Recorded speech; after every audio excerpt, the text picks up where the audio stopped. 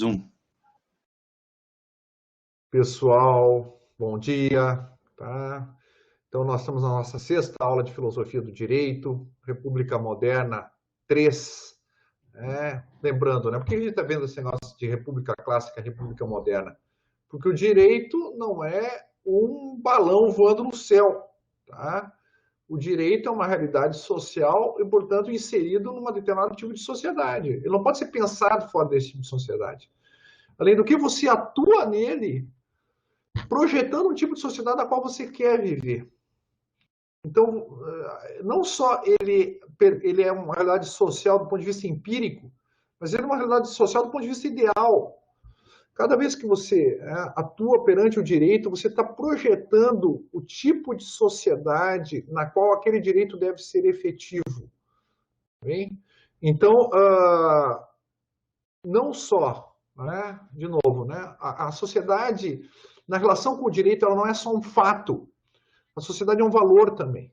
Né? E para aqueles que, digamos assim, chegaram ao conhecimento do conceito de direito, e para aqueles que viveram a experiência jurídica no Ocidente, seja na República Clássica, seja na República Moderna, essas pessoas não só viviam num tipo de Estado que tinha uma configuração particular, como a cidade-Estado, tá? Atenas e Roma, ou as sociedades pluralistas modernas, né? Mas eles tinham uma visão do que a sociedade deveria ser, né?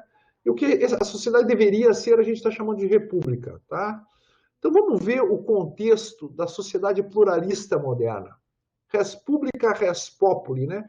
O que é o populus na sociedade moderna? O povo se autocompreende como uma sociedade plural. Eu diria para vocês quadripartida, né?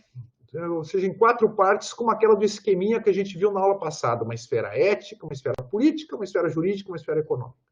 Mas vamos ver aqui uma frase do Pascal, tá? Dos seus pensamentos, onde ele diz assim, ele vai falar sobre tirania, né? Isso no contexto da ideia de pluralidade dos bens. Vamos introduzir esse conceito de tirania e depois ver por que ele é útil para nós. A tirania consiste no desejo de dominação universal fora de sua ordem. Ora, um bem pode dominar no interior da sua ordem. Mas quando o bem quer dominar fora da sua ordem, fora do seu âmbito, fora da sua esfera, nós temos o fenômeno da tirania. Os fortes, belos, os fortes, os belos, os bons, os piedosos, cada um reina em sua casa e não fora. Às vezes, quando se encontram, batem-se tolamente, por exemplo, o forte e o belo, para decidir quem será senhor um do outro, pois sua senhoria é de gênero diverso. Ora, nem a força pode impor-se em toda parte. Essa só é senhora das ações exteriores. A força, por exemplo, não pode se impor sobre as convicções interiores. Aí eu preciso da persuasão. Esses discursos são falsos e tirânicos. Sou belo, logo devem temer-me. Sou forte, portanto devem amar-me, etc. Uma coisa é o concurso de força, tá? Quem é que ergue o maior peso? Outro é um concurso de beleza. Cada um reina na sua própria esfera, tá? Eu não tenho como hierarquizar. Esses bens são incomensuráveis.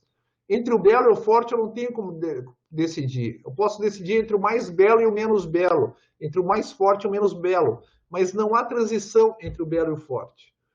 A tirania consiste em querer ter por uma via o que só se pode ter por outra. Tá? Ou seja, se você quer ser admirado, né, quer ser amado, tem que buscar a beleza, por exemplo. Se você quer ser temido, tá? Espero que ninguém queira, né? Mas aí seria uma questão, mas vamos supor, se você quer que o teu inimigo, né, que vive ameaçando a tua vida te tema, então você deve adquirir força, né? Há deveres diferentes face aos diferentes méritos. Dever de amor à graça, dever de medo à força, dever de crença à ciência. Tais deveres devem ser cumpridos. É injusto recusá-los e é injusto reclamar outros. Tá? Porque você tem dinheiro, vai dizer depois o Michael Walzer, né? De onde eu tirei essa citação do Pascal, esferas da justiça. Porque você tem dinheiro, você não pode querer ser amado por isso. Se você tem dinheiro, você não pode querer ter poder político. Tá? Essa é a ideia. Na sociedade pluralista moderna, é importante manter a separação e a distinção das 4 esferas práticas que nós mencionamos. E aqui eu vou trabalhar com um texto do Michael Walzer, né, que é um texto sobre a arte da separação liberal. E eu vou deixar como título aqui, né, cada macaco no seu galho. Tá? A ética, aquilo que é da ética, o direito, aquilo que é do direito, a política, aquilo que é da política. Quando a gente fala em judicialização da política no Brasil, o que a gente está falando? Um fenômeno de tirania. Tá? O direito diz respeito à ordem, não diz respeito ao bem comum. Tá? Quando a política viola o direito para buscar os seus fins, ela também não pode fazer isso. Né? A gente, até um tempo atrás, brincava, né, que o executivo legislava, o judiciário fazia políticas públicas e o legislativo com as CPIs investigava. Né? Ou seja, nós temos uma confusão completa, não temos uma república moderna, não temos uma sociedade mista, nós temos uma sociedade tirânica, tá? onde um bem invade a esfera própria ao outro bem. Né? Então, o que diz o nosso amigo Walser aqui?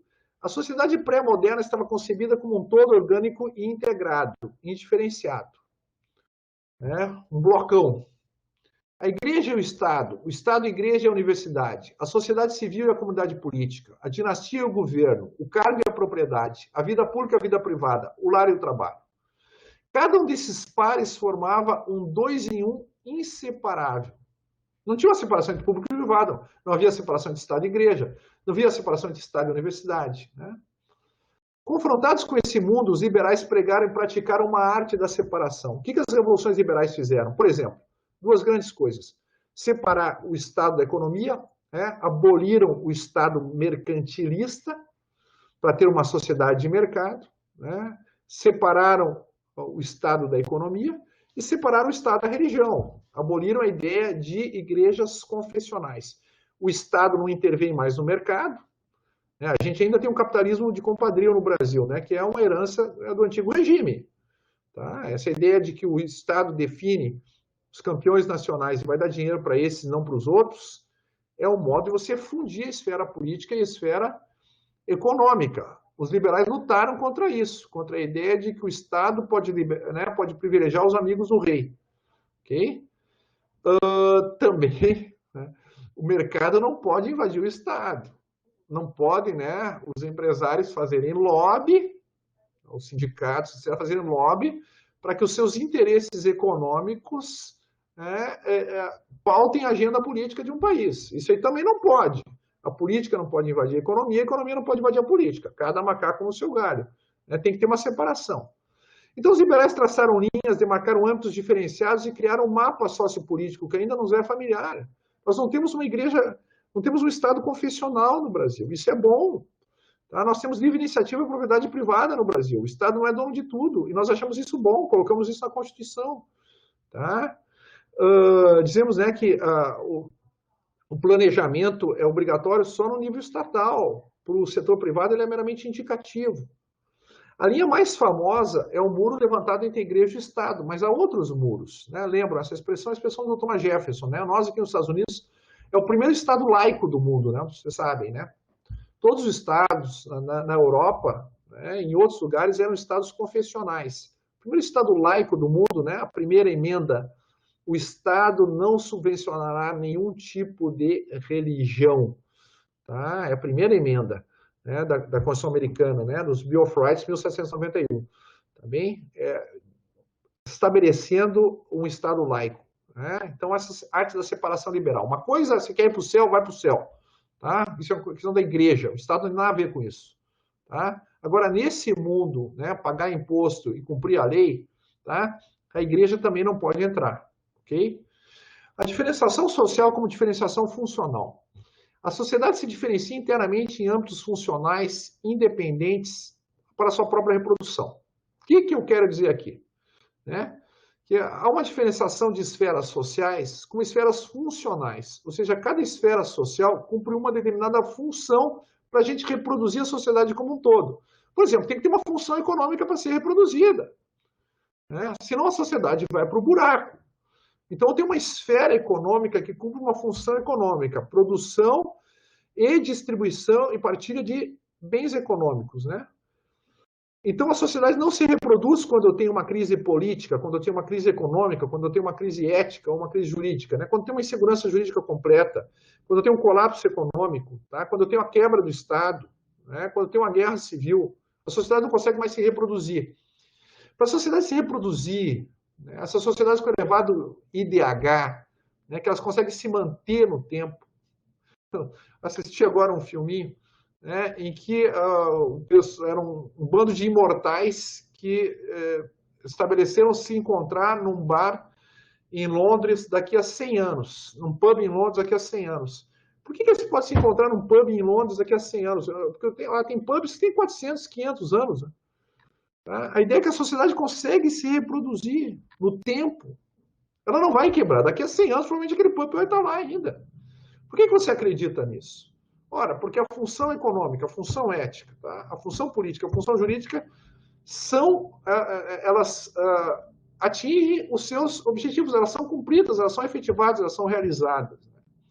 Bom, para que uma função econômica, por exemplo, a produção de riqueza na sociedade, que é a função da economia, seja bem cumprida, eu tenho que separar o âmbito econômico, né? Então, o âmbito econômico separado da política é mais produtivo na produção da riqueza.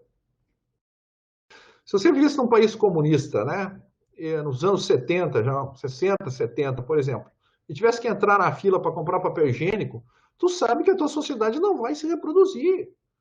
Quando o Estado, a política, controla completamente a economia, essa sociedade vai à breca, e foi mesmo, em 89 foi tudo à breca. Tá? Por quê? Porque não havia separação entre política e economia. O âmbito científico separado da religião e da política é mais eficaz na busca da verdade. Tá? Ou seja, se na ciência não precisa atender, tá, as demandas de hierarquias, né, religiosas, de entrar no índex, né, de ter que atender as exigências da Inquisição, tá? Se puder fazer uma livre pesquisa científica, se não tiver atrelado também aos objetivos do partido de plantão, é óbvio que a ciência vai prosperar mais. Ela precisa dessa independência. Então vamos adiante, agora mudamos de página, né? Vamos para a próxima página. Um âmbito religioso separado da política e da economia é mais legítimo na sua pretensão da verdade. Se o poder religioso não está preocupado em acumular dinheiro, né? Se ele está preocupado só com as almas e não com as contas bancárias, tá? E se ele também não se serve da coerção para obrigar os fiéis, né, a aderirem ao seu credo, ele é mais legítimo. Qual é a legitimidade que pode ter uma religião amparada no poder do Estado? Nenhuma. Tá? As pessoas, as religiões prosperam, né, e podem se desenvolver no tempo quando não tem esse amparo. Tá? Um âmbito, com a sua independência do ponto de vista religioso, leia o Tocqueville sobre isso. Né? Assim, o cristianismo ele desabou em toda a Europa porque se vinculou ao Estado. Tá bem? No século XIX, século XVIII, XIX. Um âmbito jurídico separado da política gera mais segurança. Né? Por exemplo, né, você tem uma lei das concessões de serviço público. Aí você acha que o próximo governo vai mudar a concessão. Você não tem nenhuma segurança jurídica. Então o direito não funciona, ele não produz ordem. Se ele depende do poder político de plantão, da ideologia partidária, ele não produz ordem. Tá? Então a sociedade não tem como se reproduzir na dimensão da ordem se você não tem essa separação, tá? Essa distinção entre o lícito e o ilícito e o conveniente e o inconveniente da política. Aqui eu coloquei até o Niklas Luhmann, né, que ele gosta dessa ideia de subsistemas sociais do sistema social global. Ele fala em 3 subsistemas, né? Nós colocamos talvez um quarto, que é o sistema ético. Ele fala no subsistema político, cuja função é produzir decisões coletivamente vinculantes. Então, o que a gente espera da política? Que produza decisões que vinculem a todos. Né? A gente tem um impasse, né? O Congresso não está legislando, não está se reunindo, não está fazendo. Bom, então você tem uma crise no subsistema político. Ele se tornou disfuncional. Tá? Subsistema jurídico. Qual é a função do subsistema jurídico nas palavras do Luhmann? Estabilizar expectativas normativas. Ele tem uma expectativa normativa, ou seja, né, que as coisas devem ser assim. Tá? A função do direito é estabilizar essas expectativas, é dar segurança para as pessoas. Qual é o subsistema, qual é a função do subsistema econômico? Assegurar a satisfação das necessidades. Tá? Se eu não tenho nem comida, como ocorre na Venezuela, por exemplo, tá? O subsistema econômico se tornou disfuncional. Ele não satisfaz mais as necessidades das pessoas. Então, você tem diferenciações, as diferenciações por subsistemas na modernidade, elas atendem a funções diferenciadas que a sociedade deve atender. O que eu espero da minha sociedade? Eu espero ordem. Bom, então essa é a função da esfera jurídica. Eu espero riqueza. Tá? As pessoas fogem de países miseráveis para países mais ricos. Eu quero isso da sociedade, eu preciso disso. Bom, isso é a função do sistema econômico. Tá? Eu quero que haja decisões coletivamente vinculantes e quero participar nelas. Bom, isso é a função do sistema político. O Estado tem que funcionar. Tá bem? E eu quero poder discutir verdades morais, verdades práticas e efetivá-las em conjunto com os demais. Isso é o papel da sociedade civil. Então, a diferenciação social e funcional, ela é um fato normativo, não é um mero fato. Ah, não, sociedades modernas têm essa diferenciação. Nós queremos que seja assim. Ah, de fato, a religião está separada do Estado. De fato, ela está separada do Estado. Mas nós achamos que isso não é um mero fato. É um valor, é normativo, deve estar separado do Estado. A política está separada da economia. O Estado não é dono de tudo aqui, como na Coreia do Norte. Bom, não só é assim, mas deve ser assim. Então, o que diz aqui o Axel Honneth? Né? A diferenciação funcional das sociedades modernas. Para ele, a diferenciação funcional são três, tá? São três esferas. Nós colocamos quatro. Né? Para ele, é família, mercado e Estado, que são as esferas do Hegel. Né? Tá? O Hegel tem mais duas esferas que ele não contabilizou, mas tudo bem. A diferenciação funcional não é somente um fato, é assim, mas é também um fato normativo, deve ser assim. Isso porque uma estrutura social diferenciada, por que deve ser assim? A sociedade pluralista é condição necessária para a efetivação dos ideais da liberdade, igualdade e fraternidade.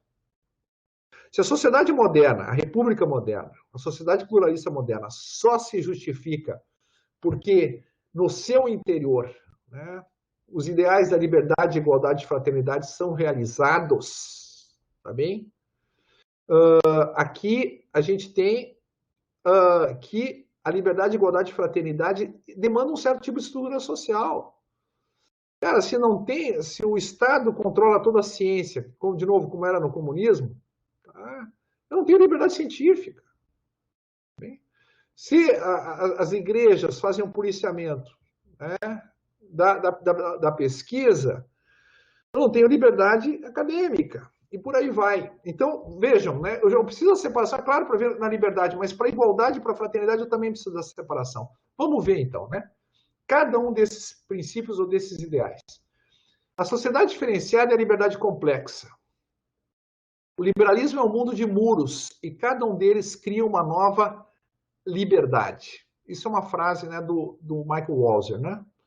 O muro entre Estado e Igreja criou a liberdade de consciência e a liberdade religiosa. Não tem liberdade religiosa quando o Estado impõe um determinado credo. O muro entre o Estado e a Igreja e as universidades criou a liberdade acadêmica, já falamos. O muro entre Estado e mercado criou a liberdade econômica. Tá? Também mencionamos o caso do comunismo. O muro entre a vida pública e a vida privada criou a esfera da liberdade individual e familiar, isto é, a privacidade e domesticidade. Tá bem? Eu separei a vida pública da vida privada. E criou essa liberdade da intimidade, o direito à privacidade. Só que aqui eu coloquei uma frase do Hegel, né, uma expressão do Hegel, um argumento dele, uma tese dele, né, para ele mostrar que o que diferencia, no fundo, o que nós chamamos de república clássica da república moderna, é essa ideia de liberdade da pessoa. A liberdade pro clássico, né, a liberdade para o clássico é essencialmente uma liberdade do cidadão. Tá? Ou a liberdade, se há algum tipo de liberdade pessoal, ela é vinculada ao Estado civitatis, ao Estado do cidadão. Aqui não. Aqui a pessoa deve ser livre. Tá? Então vamos ver o que diz o Hegel. O direito da particularidade do sujeito é encontrar-se satisfeito. Eu, como pessoa, tá, devo ter as minhas pretensões de riqueza, de ordem, de verdade prática, tá? De autogoverno, né, de bem comum satisfeitas. Ou que é o mesmo, o direito à liberdade subjetiva, ou seja, constitui o ponto central de inflexão na diferença entre a época antiga e a época moderna. A Hannah Arendt vai bater muito nisso, né? A liberdade dos antigos, o Benjamin Constant, a liberdade dos antigos é a liberdade de autogoverno. Não tem essa liberdade de autonomia. Olha o Sócrates quis desenvolver a liberdade como de autonomia. Ele queria encontrar a verdade prática, a verdade religiosa, por exemplo, fora da esfera da cidadania. Morreu, né? Ele quer participar do autogoverno? Vem aí com a gente na praça e vota, Sócrates. Tá? Você tem liberdade política aqui, mas você não tem liberdade ética aqui. Você pode participar do autogoverno, mas você não tem autonomia. Só na modernidade, por exemplo, com a ideia de liberdade de consciência ou liberdade religiosa, que a gente foi garantir essa esfera de autonomia do indivíduo. Na sua infinitude, esse direito foi manifestado historicamente no cristianismo, mas convertido agora no princípio universal de uma nova forma do mundo. Só na modernidade. O cristianismo podia falar que todo mundo é livre para fazer o bem e o mal e para o céu e para o inferno. Tá? Mas isso não mudou, continua havendo escravidão, entendeu? Continua havendo déspotas. Quando é que a gente assumiu a liberdade como um novo modo de organizar toda a sociedade? Como vai dizer o Hegel, quando essa liberdade era puramente interior no cristianismo, quando é que essa liberdade se torna exterior? Tá? Quando ela se torna uma liberdade sociológica, digamos assim? Tá? Quando ela tem enraizamento social?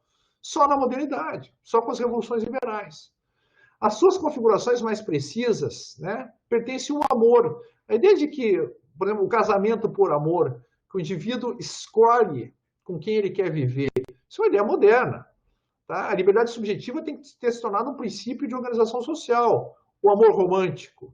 E mais tarde a moralidade e a consciência moral. Que a minha consciência pode se opor, àquilo que a maioria decidiu, aquilo que o Sócrates pretendia fazer e não conseguiu e não podia, porque a sociedade não estava articulada desse modo, tá? A permitir a autonomia moral dos indivíduos, né? A liberdade ética, né? E sucessivamente como princípio da sociedade civil do mercado. Não há liberdade econômica na Idade Média, por exemplo. Você nasceu filho do ferreiro, ferreiro serás. Tá? Você vai ter aquela profissão. Não há uma dinâmica econômica, claro, salvo nas franjas ali na burguesia, mas a própria burguesia, né, o próprio burguês medieval, podemos dizer assim, ele está ligado a corporações de ofício. Né? Você não tem essa ideia de que eu sou livre para produzir e consumir o que eu quiser. Tá? E também como momento da constituição política. Eu, como cidadão, agora quero participar no Estado e quero discutir todos os assuntos políticos. A ideia é que o princípio da liberdade é um princípio constitutivo da nossa sociedade pluralista, é um princípio que só vem na modernidade. Tá bem? E agora passamos para o próximo tópico, que é a sociedade diferenciada e a igualdade complexa. Assim como a sociedade diferenciada, a sociedade plural, ela aumenta a liberdade, aumenta também a igualdade. A arte da separação não só gera a liberdade, mas também contribui para a igualdade. A liberdade religiosa anula o poder coercitivo, são frases do Walzer, né? Das autoridades políticas e eclesiásticas. Pô, eu me torno um igual agora. Não tem ninguém acima de mim. A liberdade acadêmica avessa toda hierarquia baseada na riqueza ou nascimento. Tá? Na liberdade acadêmica é a liberdade do melhor argumento. Tá? E esse melhor argumento não é que é teu argumento, nem porque é meu argumento. Tá? São critérios iguais para todos, iguais que diferenciam o verdadeiro e o falso numa determinada ciência. A carreira aberta às pessoas de talento ou mercado, né, se verdadeiramente é aberta, né, porque há muito mercado fechado por aí, tá? Até por falta de intervenção do Estado para capacitar as pessoas a participarem do mercado. Se verdadeiramente é aberta, dá iguais oportunidades a indivíduos igualmente talentosos. Tá? Bom, então, há um discurso do Obama, né? O Obama dizendo, olha, é o discurso de posse nesse país, nós aceitamos pessoas de todos os gêneros, de todas as raças, de todas as línguas, de todas as religiões, desde que trabalhem duro. Tá? O discurso do Obama, hard work, cara, é a expressão que ele usa. Se tu trabalhou duro, tu vai triunfar. A gente sabe que não é bem assim, que a sociedade americana tem uma série de restrições. A pessoa é talentosa, mas às vezes pertencer a um certo grupo, né? A carreira não está aberta a ela, por ter nascido num determinado grupo, num determinado bairro, né? Okay? A gente sabe que há restrições, okay? Mas isso é o ideal da sociedade americana. E seguramente a sociedade americana é mais aberta do que todas as sociedades do terceiro mundo, né? Para que um indivíduo possa realizar o ideal do self-made man, né, como dizem. A sociedade diferenciada é a fraternidade complexa. Na fraternidade, o direito à liberdade igual de todos é conteúdo do dever de todos. Aí que está. Eu tenho um tipo de... eu tenho várias liberdades na sociedade plural. No mundo clássico, eu só tinha uma liberdade, que é a liberdade política. Agora, tem várias liberdades. Tem a liberdade ética, a liberdade econômica, a liberdade jurídica. Tá? Veja em Roma, por exemplo. Não é Roma, que a ideia é a sociedade do direito, né? É a pátria do direito, digamos assim. Mas não há nenhuma garantia jurídica num processo penal em Roma. Porque eles não têm a ideia do ser humano como sujeito de direito no âmbito penal. Tá? O réu num crime é um inimigo público. Eles pensam o réu como inimigo político. Tá bem? Por quê? Porque ainda não há essa diferenciação que nós temos na modernidade. Na fraternidade, o direito à liberdade igual de todos, então, né? É conteúdo do dever de todos. Qual é o meu direito? A liberdade igual. Qual é o meu dever? Respeitar a tua liberdade igual à minha. A fraternidade cria uma comunidade. Todos são responsáveis pela liberdade igual de todos. O que é uma comunidade? Né? É uma associação na qual as pessoas umas são responsáveis pelas outras. Tá? Bom, a fraternidade cria uma comunidade, né, na sociedade plural moderna.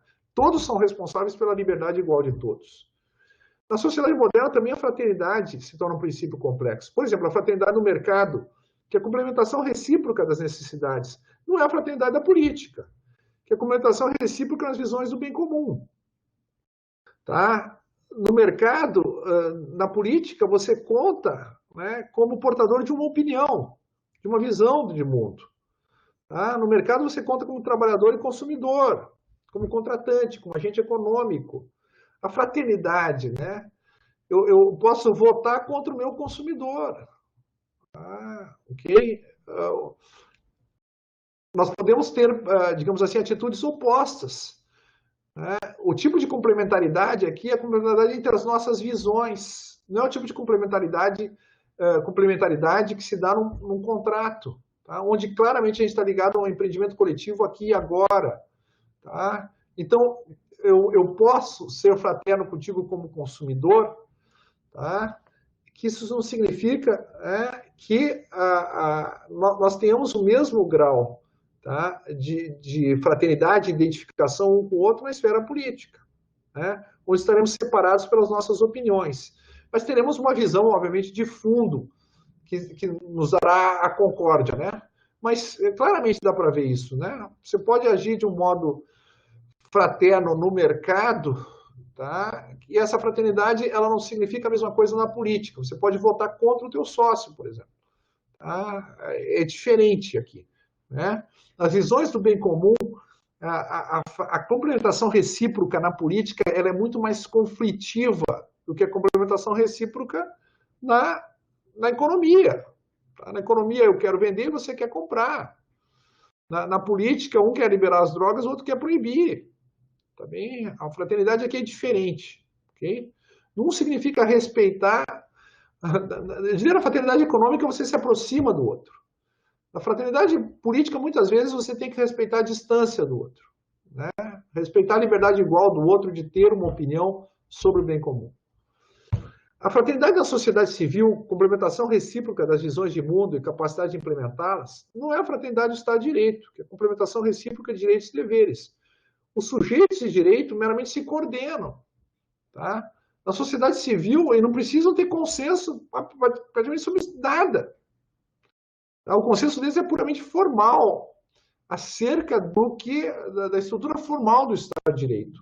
Lei, juiz, processo. Na sociedade civil, não, tem que acreditar numa verdade substantiva em comum. As baleias devem ser salvas. Tá? Okay? Para me vincular com os outros. Então, são esses vários tipos de fraternidade, né? Vários modos de me complementar com os outros. Entendeu? Eu não quero ter tudo em comum com o meu adversário político. Tá? Não quero ter tudo em comum com o consumidor, não quero ter tudo em comum, ok? Então, você não perde a tua individualidade quando você participa de vários modos de ser fraterno, ok? Num grupo menor, não há essa possibilidade, né? Você está praticamente dissolvido no grupo, né? Na sociedade pré-moderna, por exemplo. A fraternidade lá era uma fraternidade sectária. É o nós e eles, vivido num único nível, né? O empenho em promover a liberdade, a igualdade e a fraternidade pela separação. Promovidas pela arte da separação, diz o Michael Walzer, a liberdade e a igualdade vão juntas. E também a fraternidade, né? De fato, eu vou com uma só definição. Podemos dizer que uma sociedade moderna, complexa e diferenciada desfruta de liberdade e igualdade quando o êxito em um cenário institucional não é convertível no êxito em outro. Isso é quando a separação se mantém. Quando o poder político, por exemplo, não molda a igreja, nem o zelo religioso molda o Estado, etc. Tá? O fato de você ser rico não pode dizer que você tem alguma vantagem no processo. Não é convertível no êxito em outro. Então, você teve êxito no mercado, na esfera econômica, muito bem, parabéns, tá?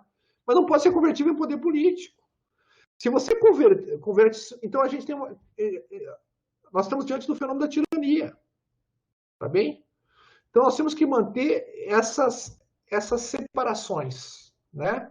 Para que não haja tirania. A tirania viola a liberdade, óbvio, viola a igualdade, porque um está acima dos demais, e viola a fraternidade, porque é um elemento de dominação. A fraternidade é horizontal, tá? Um é responsável pelo outro, ok?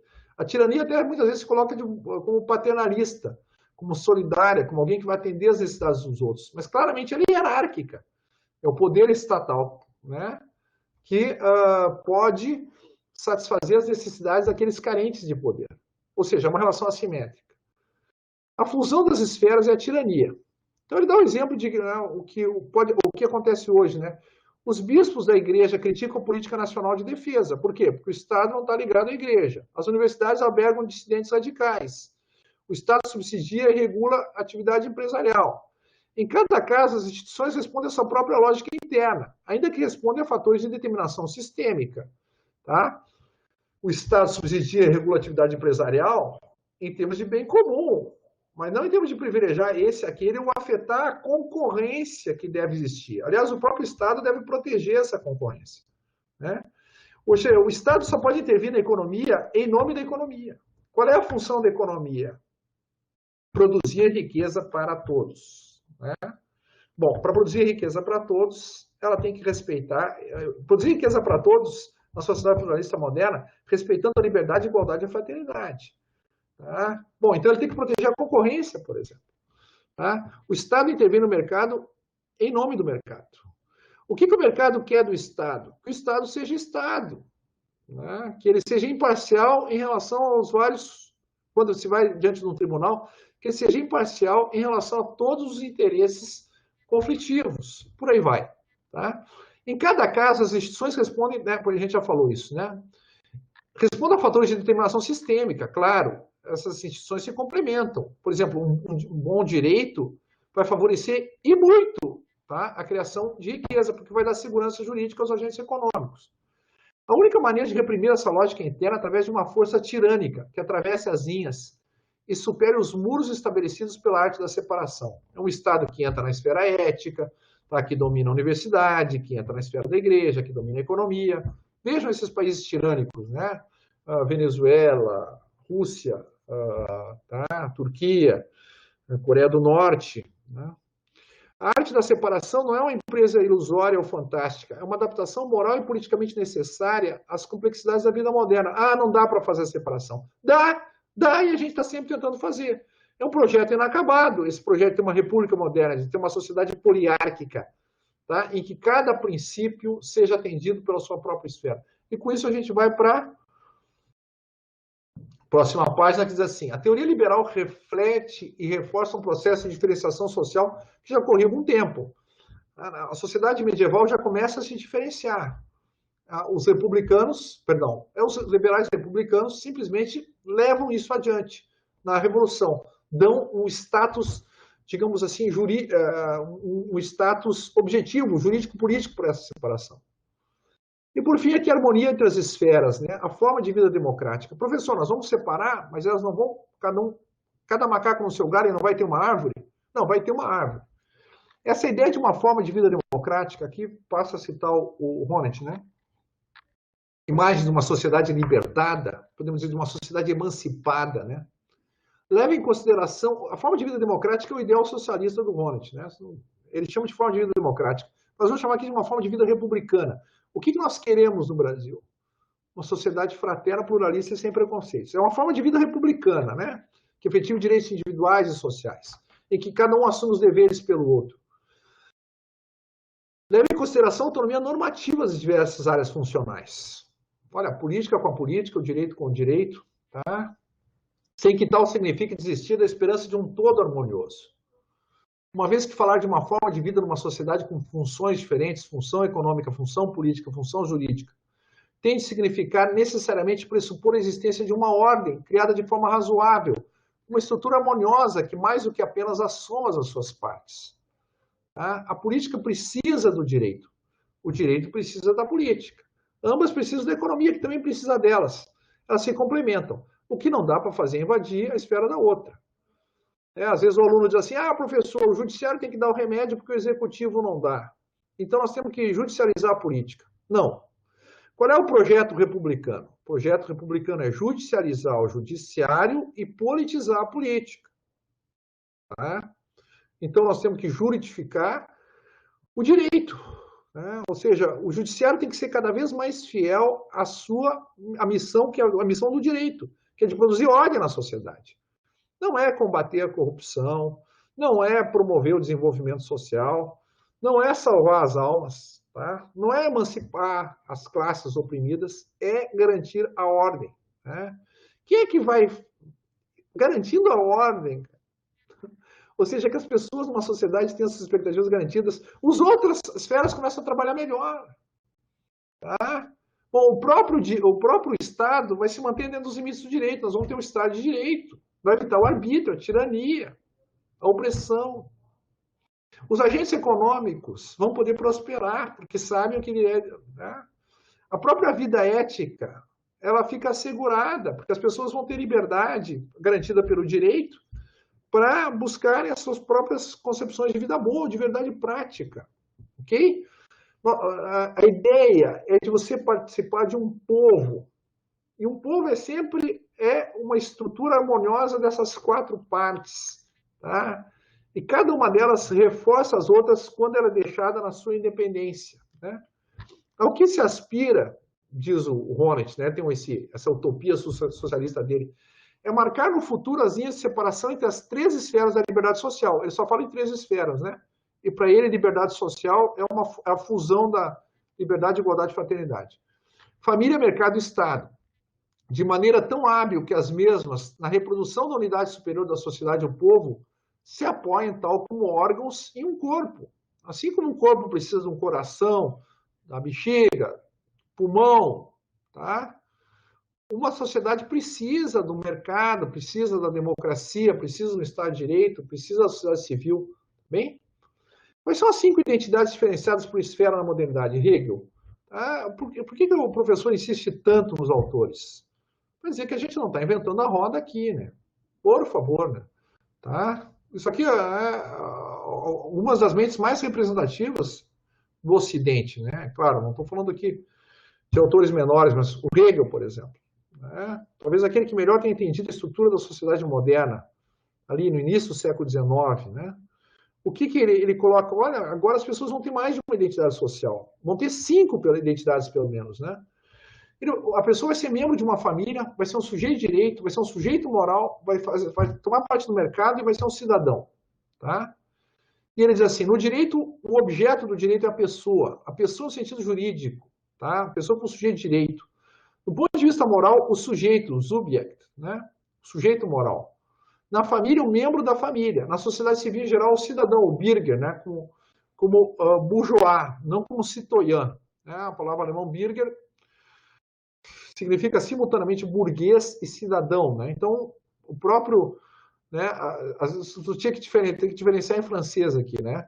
É o burguês como agente econômico, né? Na sociedade civil, no mercado. Veja, né, o que o Hegel chama de sociedade civil é o que nós chamamos de mercado. Tá? A sociedade civil, para nós, é muito mais amplo e tem outro objeto, não tem um objeto da riqueza. A obrigação suprema, aliás, a sociedade civil para ele é Bürgergesellschaft, já veja, né?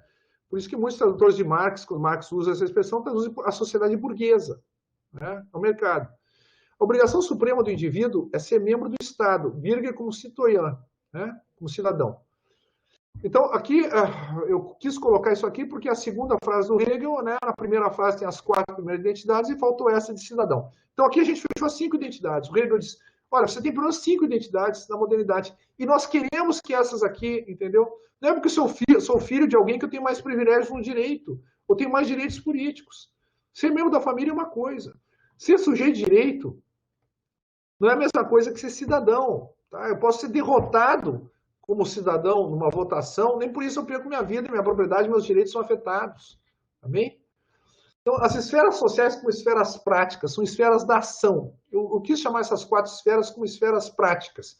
A sociedade é um sistema de ações sociais, né? De ações que criam relações sociais, né? Para Aristóteles, por que eu chamei de esferas práticas aqui, né? Podemos ir rapidamente. Aristóteles dizia que havia 3 atividades características do ser humano: a teoria, a contemplação da verdade ou do belo, né? Teoros é aquele que contempla, é aquele que assiste, né? Vocês aqui estão fazendo teoros, né? Estão contemplando algo que eu espero que seja a verdade, né? É o espectador, né? É aquele que assiste, é o assistente. Tá? O teoros é aquele que assistia a um espetáculo trágico, né? O espectador. A outra esfera da atividade humana, essa é uma atividade humana, né? A contemplação. Outra esfera é a ação, a praxis, que é uma ideia de autoconstituição da pessoa. Né? Pela praxis, o ser humano molda a si mesmo. Por atos de coragem, o ser humano se torna corajoso. Tá? Poiesis, então, é uma atividade voltada para fora. Praxis é uma atividade voltada para dentro, para a constituição do seu próprio caráter, né? Para a constituição da pessoa como alguém que tem um certo status moral, de corajoso, por exemplo. Poiesis é uma atividade para fora, uma atividade que é traduzida como produção, né? Que é a transformação do mundo. Se na praxis o fim é interior à atividade, qual é a finalidade do corajoso? A finalidade do corajoso, do ato de coragem, é ser corajoso. Tá? Na produção, o fim é exterior à atividade. Tanto que, se eu produzir latas com robôs mais do que com seres humanos, eu troco seres humanos. Porque o que me interessa é o resultado, tá? E não a atividade que leva o resultado. Na praxis, a atividade interessa. Okay? Há 4 esferas da praxis, conforme as questões centrais da vida social. 4 esferas de ação social, para usar a expressão do Weber, né? A questão do ethos, a esfera ética, da ação moral. A questão do koinon, perdão, aqui é a questão do kratos, né? A esfera política, a ação política. A questão de que, a esfera jurídica ou ação jurídica, né? E a questão da CREA, a esfera econômica, a esfera da ação econômica. E aqui passamos para o último, né? Dos nossos quadrinhos, a pessoa na forma de vida republicana. Res publica e res sum quique, né? Lembrando, né? A comunidade moderna respeita muito mais a pessoa do que a comunidade clássica, tá? O cidadão, vejam, o Sócrates não consegue se diferenciar das crenças da polis. Se ele quiser ter crenças dele, Sócrates, ele vai morrer, que foi o que aconteceu, tá? Agora não, nós respeitamos, né, a pessoa e vemos o interesse da pessoa como um interesse que deve ser preservado no interior do todo, né? No republicanismo moderno, o bem da pessoa é preservado no interior do bem comum. Então, o que diz o Hegel aqui de novo, né? O indivíduo precisa encontrar no cumprimento do seu dever, ao mesmo tempo, o seu interesse próprio, sua satisfação, o seu proveito. Né? Cara, quando eu pago o imposto, eu quero ter o serviço. E eu tenho direito a ter o serviço. O meu interesse particular também tem que ser atendido. Resulte um direito para ele, pelo qual a coisa universal se torna sua própria coisa particular. Eu participo da coisa universal, eu pago meus impostos. Bom, então isso tem que voltar para mim também. Tem que atender meu interesse pessoal. Eu quero educação para mim também. Eu quero saúde para mim também. Tá? O interesse particular não deve, na verdade, ser posto de lado ou mesmo reprimido, porém posto em concordância com o universal, pelo qual ele mesmo e o universal são preservados. Não há um interesse universal se o interesse privado não é atendido.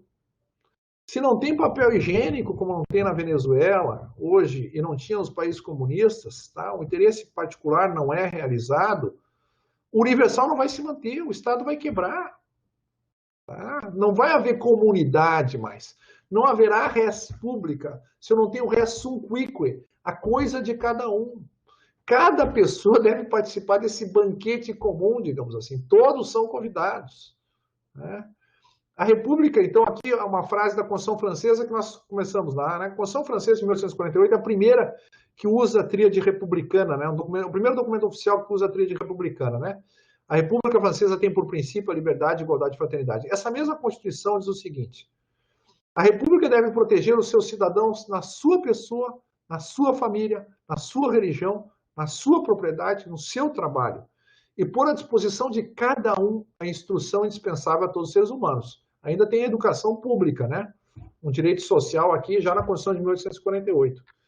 Porque se isso não for assim, por que vivemos em comum? Lembra? O direito da liberdade subjetiva, né? O direito da pessoa de não ser só parte de um todo, mas ser um todo em si mesmo. Isso é uma demanda colocada à República Moderna que ela tem que atender. Considerações finais, né? O povo como unidade na diferença. Na República Clássica, o povo é a comunidade como, né? Comunidade, é uma comunidade de cidadãos. Na República Moderna, o povo é uma comunidade diferenciada de pessoas, numa estrutura quadripartida: sociedade civil, democracia, Estado de Direito e mercado. Fazer parte do povo brasileiro é fazer parte da sociedade civil brasileira, da democracia brasileira, do Estado de Direito brasileiro, do mercado brasileiro. Nós queremos que a sociedade funcione bem nas suas quatro partes, nas suas quatro dimensões, tá bem? E com isso, pessoal, eu me despeço de vocês e continuamos ainda, né, com República Moderna na próxima aula, será a nossa aula final.